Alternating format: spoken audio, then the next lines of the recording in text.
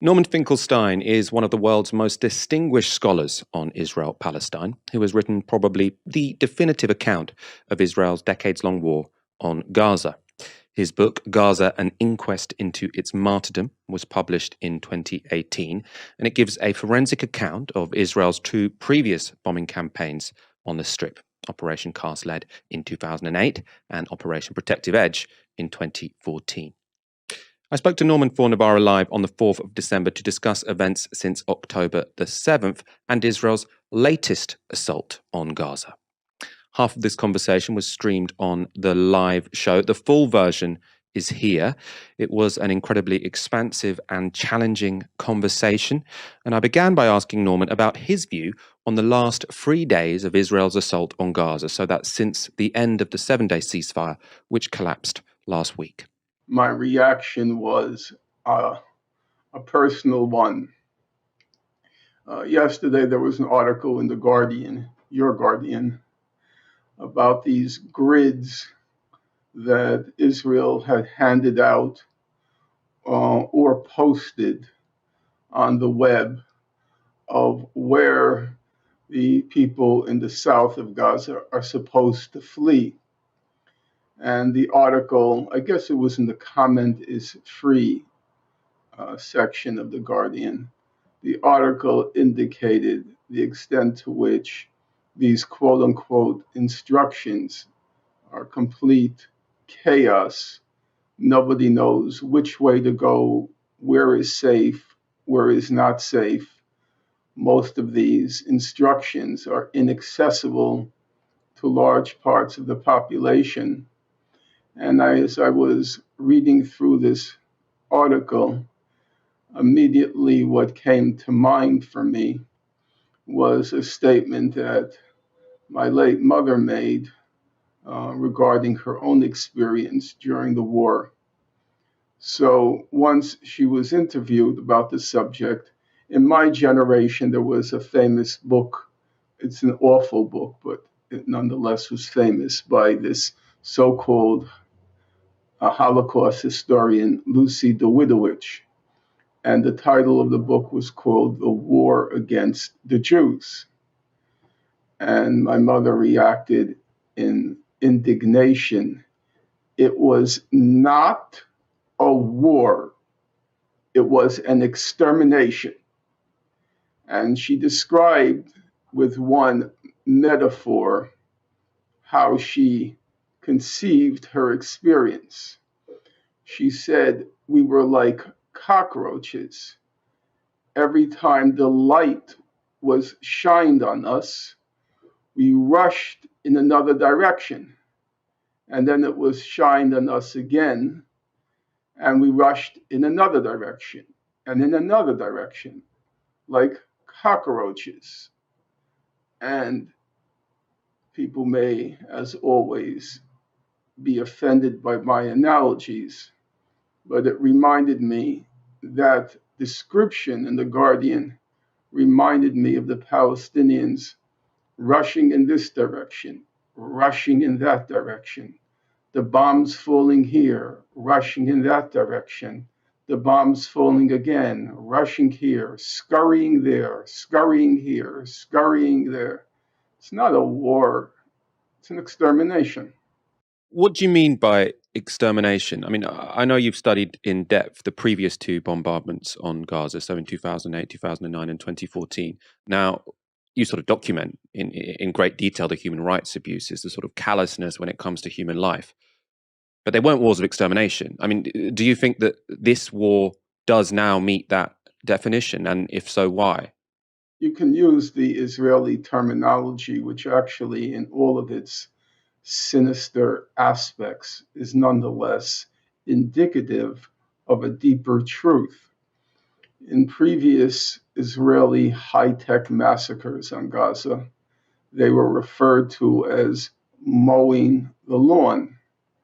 And mowing the lawn conjures the image of cutting the blades of grass, however, with the expectation that the blades of grass will grow back. The aim was to periodically reassert Israel's total control of Gaza, and Israel's refusal to brook any resistance.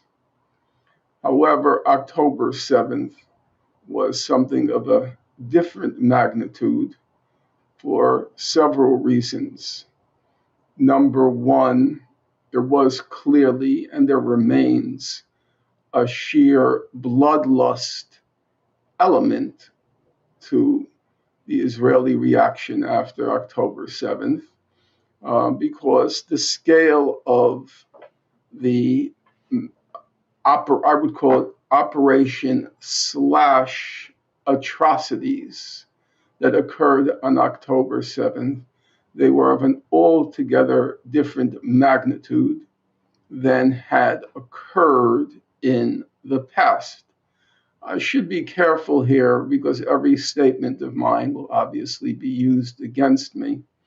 When I say operation slash atrocities, it's not altogether clear to what extent what happened was due to orders from on high and to what extent it was the result of spontaneous actions by the people from Gaza. So I am waiting myself. I'm not so confident the truth will ever come out, but I am waiting myself to see that kind of distinction between orders from on high versus initiatives taken spontaneously and personally. And there's also a second question, namely the extent to which the deaths were resultant of the actions of the individuals from Gaza and the extent to which they were the result of Israel in the course of firefights. Having said that, I want to make clear the evidence at this point is, in my opinion, conclusive that atrocities did occur on that day. I'm sorry for that long winded excursus. However, I have to be careful that when words are plucked from me, I have already qualified what I said.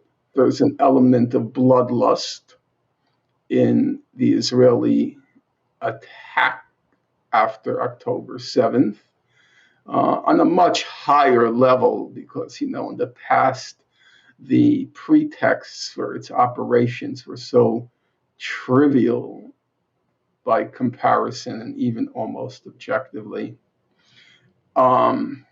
Secondly, because what happened on October 7th was such a colossal humiliation to Israel in that it undermined its pretenses for having this world-class, maybe first-rank intelligence services. I mean, Israel has basically built an entire reputation on its capacity for special operations like Entebbe, its intelligence operations. In other words, its reputation rests less on its military prowess on the battlefield than it does on its various extra battle capacities, intelligence, special operations, and so forth. And that reputation was dealt a lethal blow by October 7th. And therefore, Israel, to restore what it's called its deterrence capacity, namely the Arab world's fear of it, had to, as it were, ramp up its destructive capacity in order to compensate for its intelligence failure, spectacular intelligence failure. I mean, there's very little to compare to that. Um, and so that's a second reason why this Israeli uh, current round is on a qualitatively different level. And the third reason is obviously because, as the cliche has it, every crisis is also an opportunity. And Israel saw this crisis as also an opportunity to, for once and for all, solve the Gaza question. And its solution has not yet been consolidated. Different people in the Israeli administration have made statements going in different directions. Some say to transfer the entire population to Egypt, a mass ethnic cleansing. Some say to make Gaza uninhabitable, forcing the people at some point to leave because they have nothing to go back to. And some, like Netanyahu, analogizing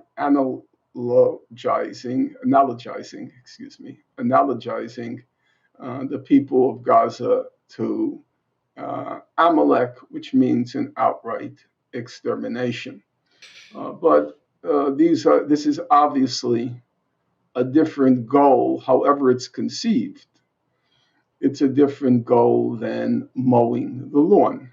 We've been highlighting on this show, I know you've been highlighting on your Substack and in various interviews, sort of the genocidal rhetoric which is coming out of Israeli politicians. I mean, it's pretty clear that's the way they are speaking. What's less clear to me is how possible it will be for them to achieve such maximalist aims. And I want to read a passage from Haaretz from yesterday. US Secretary of State Antony Blinken visited Israel on Thursday and met with the Israeli War Cabinet. Defense Minister Yoav Gallant and IDF Chief of Staff Herzi Halevi showed him the military plans for the continued campaign and spoke of a few more months of high-intensity combat, a significant part of which will take place in the southern Gaza Strip. Blinken replied sharply, quote, "You don't have that much credit," unquote. In other words, the US believes that Israel's military clock is out of sync with that of the international community. That latter clock is ticking much faster. And the reason I read that out is because obviously the US sort of putting their foot down would be one means by which Israel or the far right members of Israel's government could be restrained from achieving their maximalist aims. I mean, I'm not sure what you think about other sources of restraint on them, but what do you think Israel will be able to get away with in this war? We have to begin with the obvious, which is could be missed. Sometimes what's most obvious is most overlooked. Israel has gotten away with an awful lot already. There have been a number of analyses published comparing what Israel has done to any other conflict in the first quarter of the 20th century. And at any reckoning, at any level of analysis, what Israel has, quote unquote, achieved, whether it's in the deaths of civilians, the deaths of civilians as compared to combatants, the numbers of children killed, it's in a league all its own. So as we press forward to see whether Israel can achieve its final aim, we should not lose sight of its extraordinary achievements to date. Now, there is no question, and this is not a rhetorical flourish, there is no question whatsoever that all Biden has to do is pick up the phone and say stop, and it stops.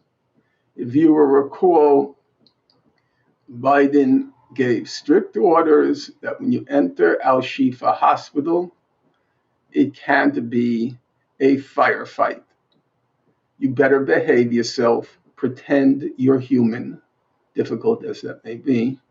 Pretend that you're human You can't carry on the way you have with other hospitals. And that's exactly what Israel did.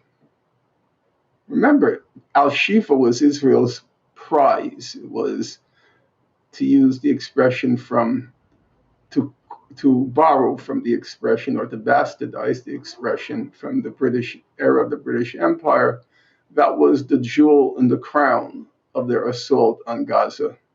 And nonetheless, they were quite careful. Obviously, they committed crimes in Al Shifa, but it was on a very, very low level, except for the mass expulsion of the 60,000 people inside Al Shifa. It was a kind of, you won't know American history, but it was a kind of trail of tears of the Cherokee Indians.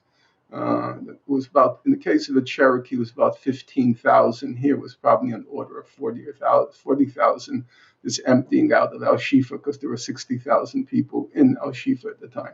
But nonetheless, as compared to what Israel normally does, it was a much tamer level. And that's because Biden gave the order.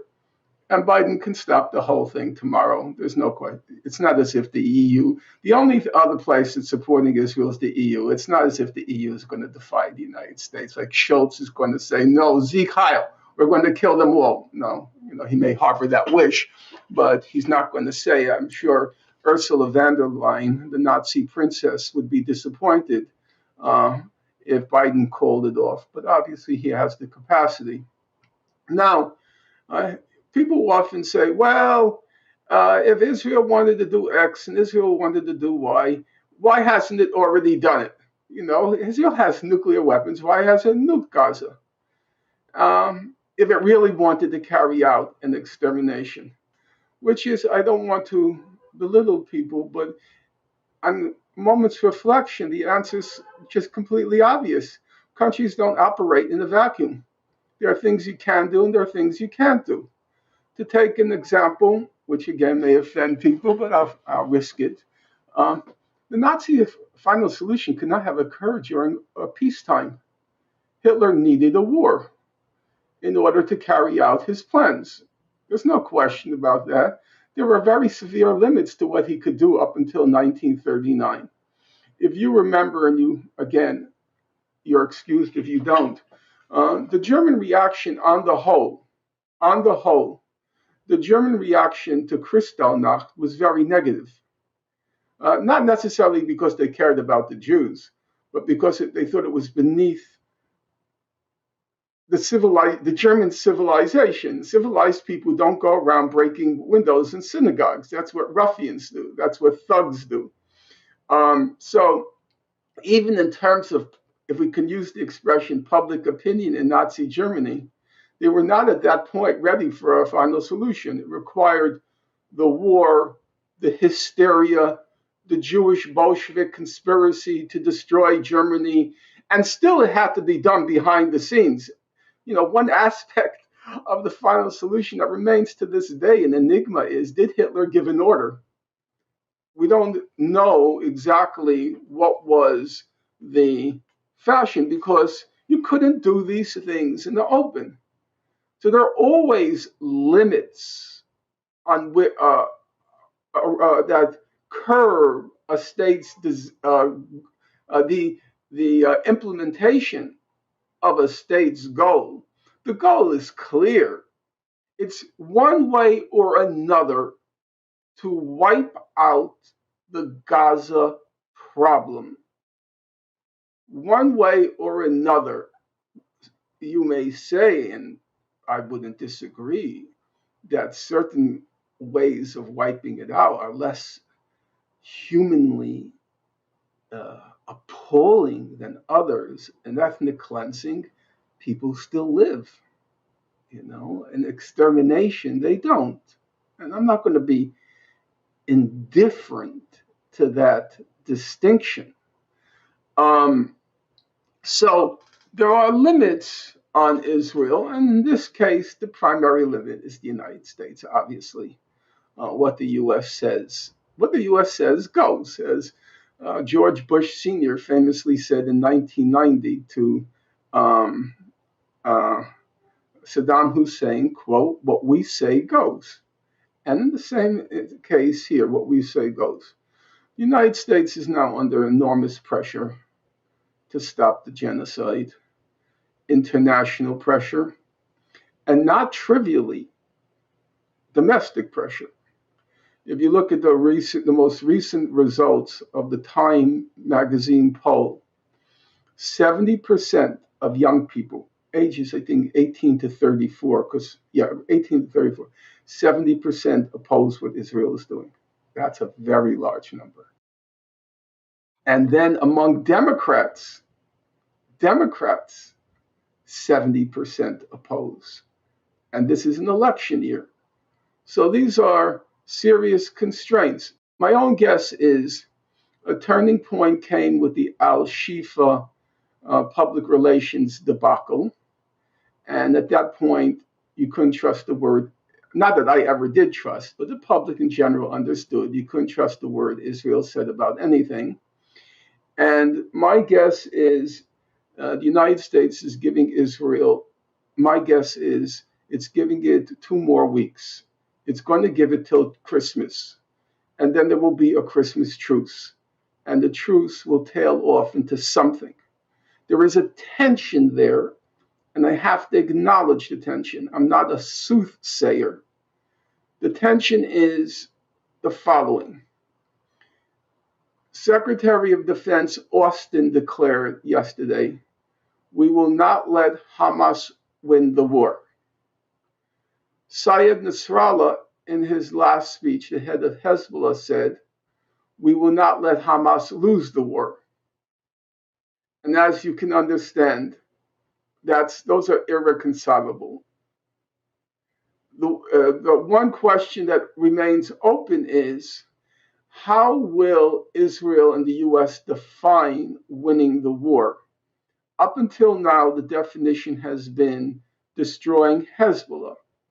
But now the definition has been scaled down a bit. It's killing the three main leaders. You mean Hamas, not Hezbollah, destroying Hamas? Excuse me. Killing the three main leaders of Hamas. If they manage to do that, then they can declare victory.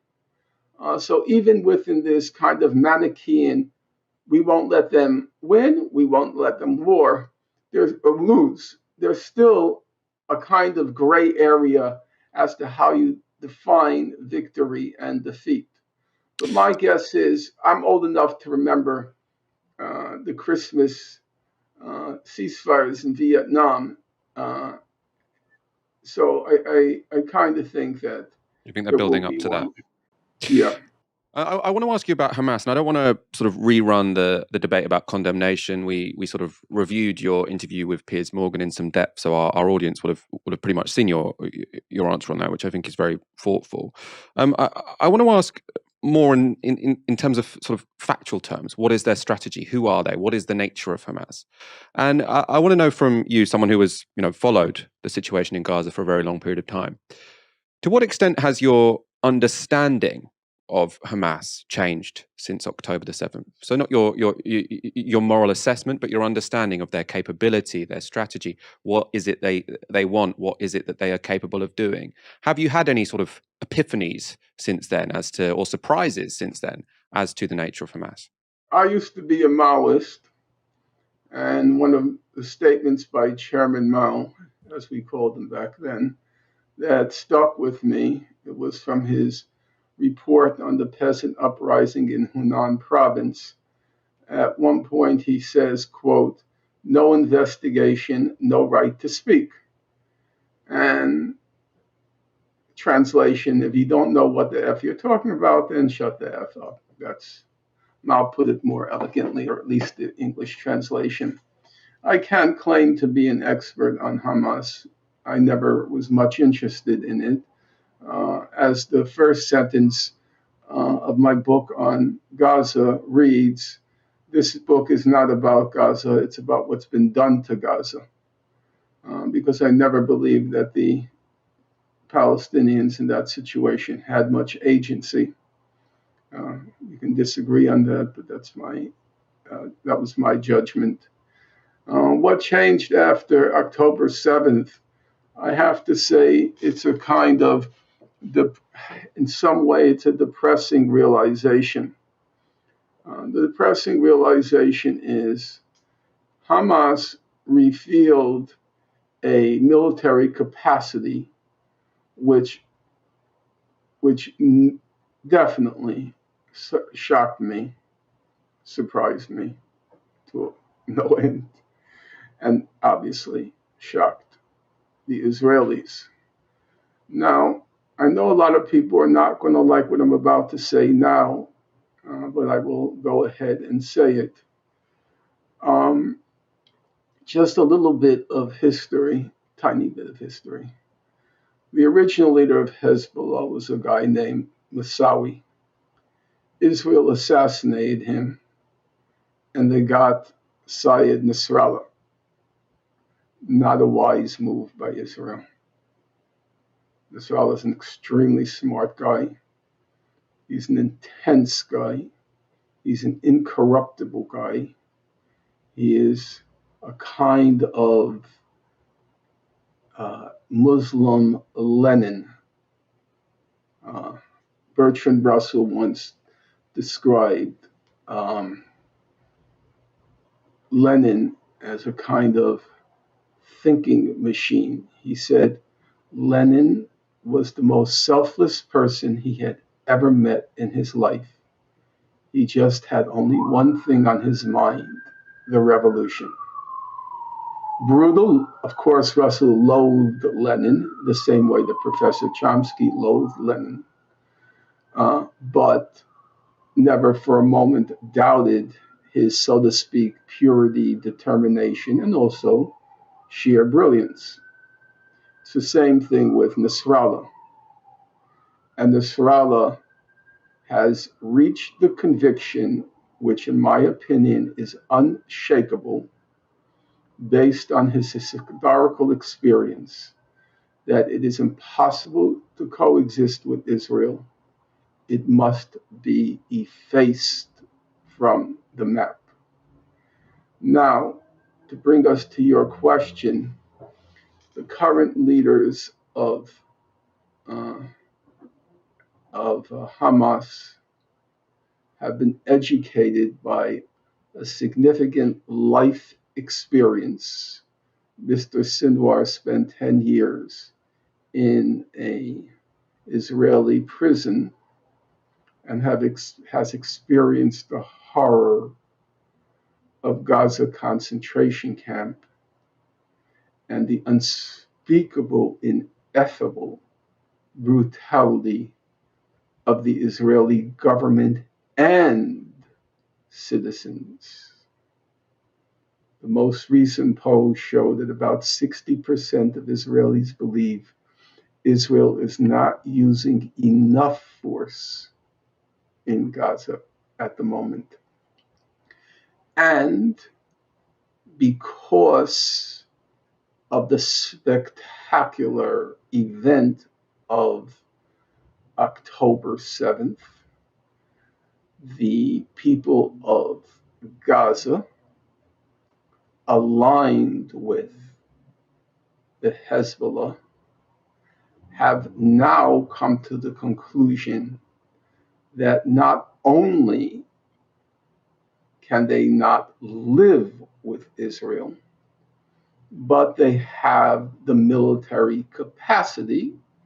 Of course, it will be a long struggle and it needs to be developed, but they have the military capacity to achieve their goal of ridding their neighborhood of that satanic state.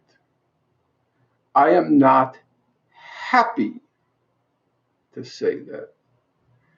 And now that I have or this week I'll achieve the venerable age of 70, parts of me wish I could go to speak with Mr. Nasrallah and talk this question out, although I am quite convinced that he will not be persuaded by me. In his last speech, uh, Nasrallah referred to his famous statement after the Battle of Bin Jabil in the 2006 war. He referred to Israel as, quote, a spider's web, namely, you can just blow on it and it will disintegrate. And then he said, in the real rare moment of self congratulation, he said, many people are thinking the same thing now about Israel, a spider's web. The spider's web was the, so to speak, Arab translation of what Mao Zedong famously would say about the United States during the war in Vietnam, that the US is a paper tiger. As Mao said, it can take big bites, but it can still be defeated. And I believe that now the Hamas and Hezbollah and probably Iran are convinced that they can inflict an irreparable defeat on Israel. Now, you might say to me, well, then you're agreeing with Israel. This is an existential war. They have to defeat Hamas. I would say there's a real, speaking honestly, I'm not a bearer of, I'm not going to be a bearer of good news. I think there is a real problem now. There's a real problem now. So that to me is the big change since October 7th. I wish I didn't have to conclude that, but I think that is the conclusion one doesn't have to reach. It's not inexorable, but certainly it's plausible that a turning point occurred on October 7th in terms of trying to find a mutual accommodation. And eventually, you remember the great historian from your neck of the woods, Eric Hobsbawm, he once commented that he went to a country and he saw that the French and the Germans were sharing the same friendship house in whichever country it was. And he said, it was, as a historian, it was breathtaking. Here are these two countries, which for most of the history of the era that he chronicled and studied, were out to destroy each other. We're now sharing the same friendship house. And one wishes that that possibility could at some point in the future, which I won't live to see, come to pass between Israel and its neighbors. But when I see the determination of Nasrallah, sometimes uh, everybody psychoanalyzes. When you look at Lenin, Vladimir Ilyich, there's no question that a turning point in his life, which put him on the revolutionary route, was the death of the killing of the execution of his brother, who was the revered member of the Ulyanov family. And I mentioned that because it's a very personal detail, and we think of Lenin as being a kind of, as Russell said, a disembodied theory, totally selfless, disembodied theory. But no, there was a personal side. It was the fact that his brother was executed, and his brother was the pride and joy of the family. The same way Hezbollah's, I should say, Nasrallah's eldest son was killed by the Israelis. A lot of people, when October the 7th happened, said, oh, this shows Israel to be a paper tiger. And I think in many ways, we had assumed that Israel, with this incredibly high-tech military force, we assumed much better surveillance and intelligence than they had. That was sort of blown to pieces. That sort of illusion of invincibility was blown to pieces on October the 7th. But I think you can also make an argument that, the axis of resistance, so Iran, Hezbollah, Hamas, has been shown to be somewhat of a paper tiger. And to put that argument forward, I would say this: it seems to me that the one explanation for Hamas's action, where it makes sort of strategic, tactical, rational sense, is they assume that by provoking the kind of response they have from Israel, Hezbollah would have no choice, but to get involved. Iran would have to get involved. You would spark some kind of uprising on the West Bank. You'd potentially spark some uprising among Palestinian citizens of Israel. And Hamas have, done this extraordinarily provocative act. Israel has responded in the way that I assume Hamas sort of predicted, with sort of an incredibly bloody, almost genocidal war. But there has been relative quiet from all of those people who they hoped would rise up in solidarity with them.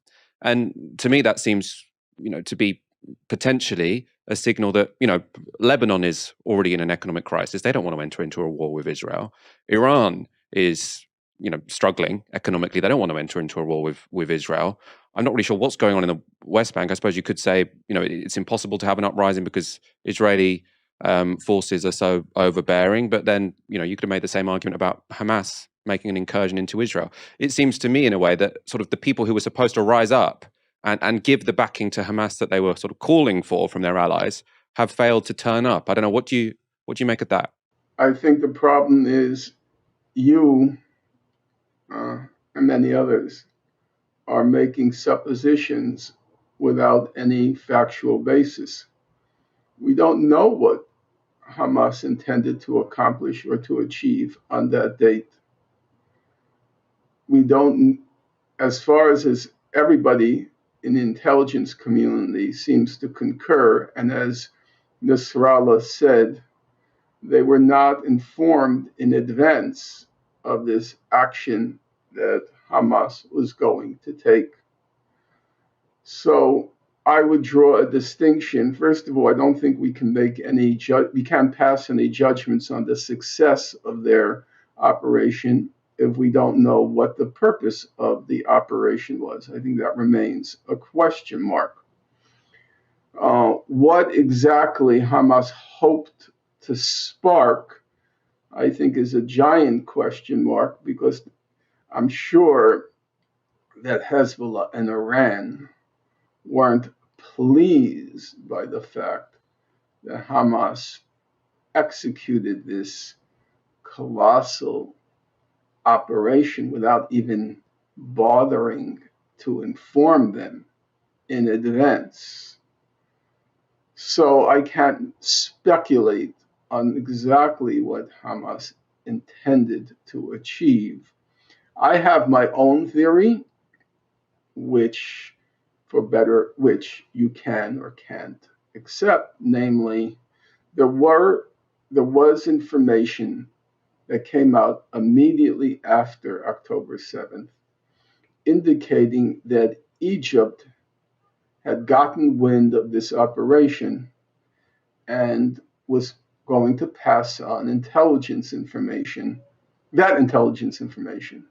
to Israel. And so Hamas panicked that its 2 or so years of preparation were now going to go to naught.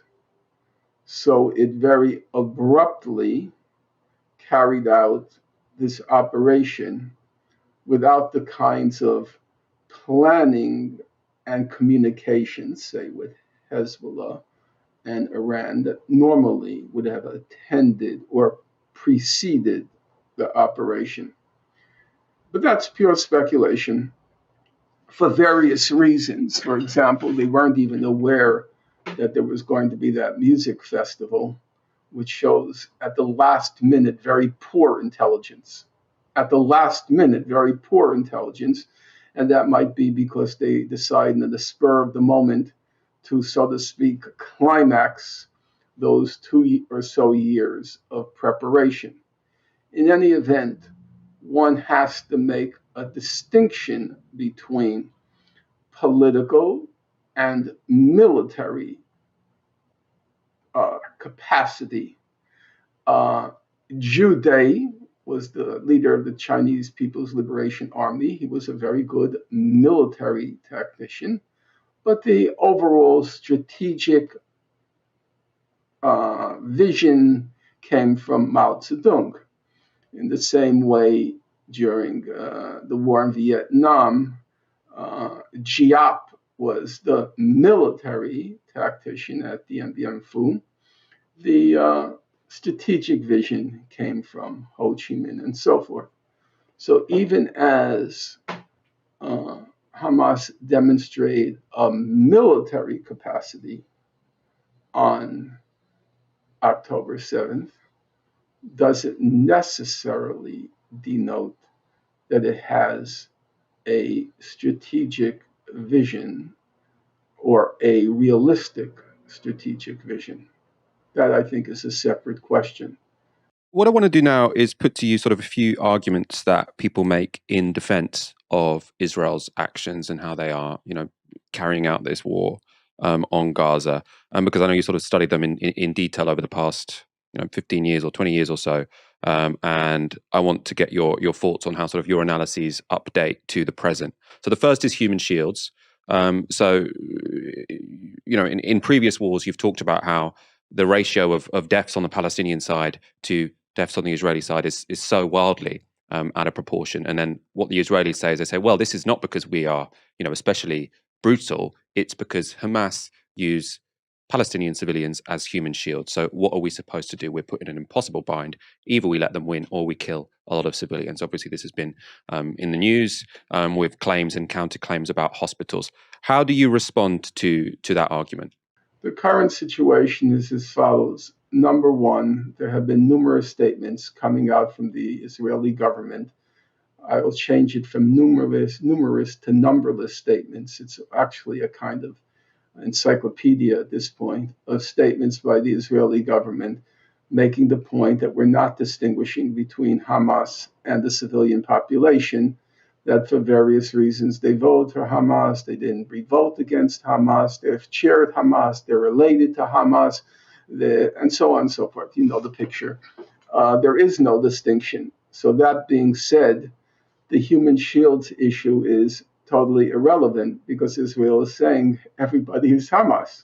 So who is the shield? If Who is the shield and who is hiding behind the shield if everybody is Hamas? Number two, if you look at the numbers of deaths that have occurred, the deaths is about 70% women and children. Children account for about 43% of the deaths. They account for about 50% of the population. If you look at the distribution of deaths, the proportional distribution of deaths between men, women, and children, and the proportional distribution of population, men, women, and children in Gaza, it's very close. That means if you bomb an area and you are not targeting women and children, you're going to get the same number of deaths as if you bomb an area and you are targeting women and children. Since the proportion is almost the same as the population, it's slightly higher proportion of men, but that's for the obvious reason that when there's a need for, let's say, a desperate need for water, a desperate need for food, a desperate need for medical assistance, it's the man who's going to go out in the battlefield to search for A, B, or C. So he or she is going to become more vulnerable to death, to killing. Aside from that slight discrepancy in the number of men killed, it's clear that this is just a completely indiscriminate bombing that's going on in Gaza. Otherwise, there would be, as in every other conflict, there would be a notable differentiation between the number of women and children killed and the number of men killed. So if you look simply at the statistics, the raw data, and the statements by the Israeli government, it seems to me that the whole issue of uh, human shielding is a red herring. Uh, as to whether Hamas has in the past engaged in human shielding, I would say not I would say, based on reading the human rights reports, the answer is next to near zero evidence. What there is evidence for, and we don't want to get too much into technicalities, human shielding generally means this conscripting of civilians um, in order to either protect a combatant or protect a military site. And the evidence there of Hamas engaging in human shielding is very slight. On the other hand, there's a second kind of violation of the laws of war. The laws of war require that a military force has to take the expression is all feasible measures in order not to endanger the civilian population. So if you're engaging in, say, urban fighting, and you have the option of uh, of fighting further away or closer to a civilian population, then you have to take all feasible precautions, which is to say, to be further away. If you have the option between further away and closer, to be further away, all feasible precautions.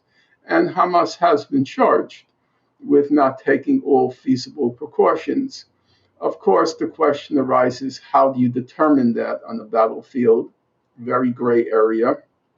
And number two, how many options do you have in among the most densely populated civilian areas in the world? But if you look at the laws of war, and I teach what's called international humanitarian law, IHL, the laws of war, you'll see that most of it is just complete nonsense, has nothing to do with the real world. These are kinds of issues that experts ponder. So, for example, in your Guardian newspaper, there was an article about whether it was proportionate to drop two 2,000-pound bombs on Jabalia refugee camp. And so, what does proportionate mean? Proportionality in the IHL, the laws of war. Proportionality means that if you target a legitimate military site, the value of that military site has to be greater than the amount of collateral damage. So let's put that in simple language. Let's say you're targeting, as was the case in Jabalia, they claimed, I don't believe a word Israel says, not one word, but they claimed they were targeting a senior Hamas official or terrorist, forget official, terrorist. They say they're targeting a senior Hamas terrorist. And then, according to the laws of war, how many civilians is it permissible to kill such that it is proportionate to the value of taking out this target, namely a senior Hamas terrorist? Now, I'm sure, Michael, you are smart enough to figure out that's an impossible calculation. And if you read the Guardian article in Jabalia, the expert, she says this is a very complicated question of proportionality because he was allegedly a senior Hamas terrorist. So is killing 126 civilians in Gaza proportional to the value of the target? It's so stupid. You know, one day, if humanity survives, which is a very big question mark, if humanity survives, they're going to be looking back at this kind of insanity. And this is supposedly people who are committed to the rule of law, the most civilized of people, engage in these kinds of uh, debased uh, calculations. Totally sick. What exactly do you think about that statement? I mean, I think that's a pretty shocking statement for many reasons, but I want to sort of hone in on exactly why you do. Because, the idea of saying it is proportionate to kill some civilians to get a high level target. Now, to use the example everyone hates, if you were to kill 126 civilians who were standing next to Hitler, maybe you would do it, right? So is the argument that it's always wrong to kill civilians to try and hit a military target? Or is the argument that, these Hamas people are nowhere near high enough military targets to justify killing that many innocent people in a refugee camp? I mean, how are you passing out the logic you're putting forward here? It's not an argument. You can't calculate that. So stop pretending as if you can. It's not possible to calculate those kinds of things. I've gone over this in my classes 1,000 times. If there's a terrorist sitting in the classroom, is it okay to kill all 60 of you? My students aren't particularly enamored of that comparison. Of course they say no.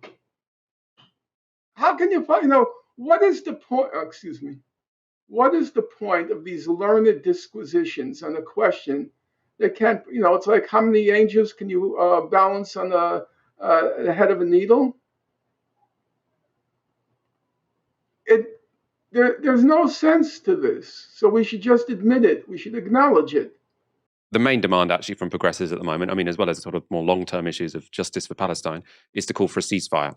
And the argument that tends to be put forward in opposition to there's many arguments that tend to be put forward in opposition to a ceasefire, but one of them is that there's no point in making a ceasefire with Hamas because they'll just break it. People say there was a ceasefire in place on October the 6th, and then they broke it on October the 7th. It's obviously also contentious exactly how the truce, which was in place until Friday, so that 7-day truce, broke down. So how do you respond to people who say you can't agree a ceasefire with Hamas because they'll just break it? Well, at some level, that's actually true. Because what does a ceasefire mean? You leave the status quo in place, which means you leave the concentration camp in place. Is there any possibility, and is it a realistic expectation? Is it even a desirable expectation that that situation in Gaza should proceed in perpetuity? So, as a logical matter, of course, it's true the ceasefire is going to break down at some point. The ceasefire has to be followed by a settlement of the conflict. So there are many instances, actually the overwhelming majority of instances, when Israel has broken the ceasefire, at least in terms of the available information. I go through all the data in my book on Gaza. It's clear in 2006, Israel broke the ceasefire that then proceeded on to Operation Cast Lead. Uh, uh, the ceasefire went into effect in June 2008, broke down on November 4th, 2008. It was election day in the United States, so Israel saw an opportunity to break the ceasefire because it knew all the attention was going to be focused on Barack Obama, the first black president. And on November 4th, it killed several Palestinian militants in Gaza, broke the ceasefire. There's no question about that. That's not a matter of debate. And then it eventually escalated into what became Operation Cast Lead. But on the other hand, if you take 2021, and I have to be careful here, because as I've said on many occasions, in 2020, I stopped following the Israel-Palestine conflict, but I have it on the word of knowledgeable people like Mouin Rabbani, that Hamas did take the initiative in 2021 because of if you remember, in the encroachments in Sheikh Jarrah in Jerusalem, and then the encroachments on the um, one of the three most holy sites in Islam, Hamas did break the ceasefire.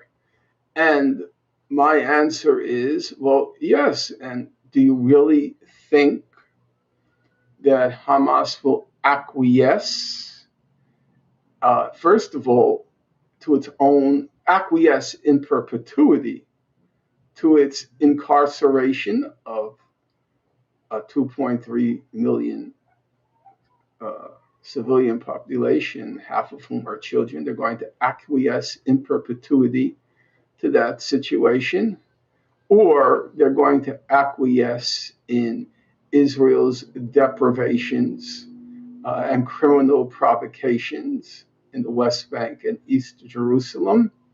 No, the answer is no. I'm not going to deny that. There's not going to be a permanent ceasefire if the permanent ceasefire leaves the status quo ante in place. It's not going to happen.